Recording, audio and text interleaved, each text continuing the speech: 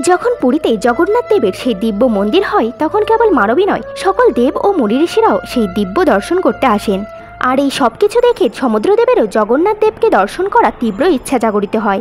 একদিন সমুদ্রদেব স্বয়ং জগন্নাথ দেবকে দেখতে চলেন, যার কারণে মন্দির প্রাঙ্গণে জল আসতে থাকে, যাতে সকল ভক্তদের ক্ষতিগ্রস্ত হতে হয়। আর এই ঘটনা বারবারই ঘটতে থাকে। তখন সকল ভক্ত ব্যাকুল হয়ে জগন্নাথ দেবকে প্রার্থনা করেন, যাতে তাদের সকল সংকট থেকে মুক্তি পায়।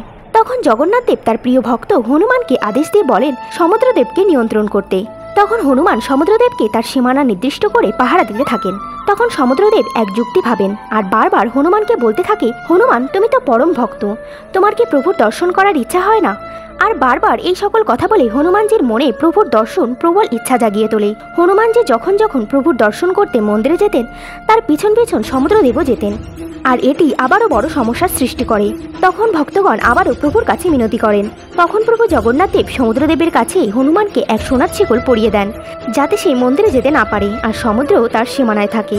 এই লীলার স্মৃতিস্বরূপ পুরীতে আজও সমুদ্রের নিকটে পেরি হনুমান মন্দির স্থিত রয়েছে। জয় জগন্নাথ।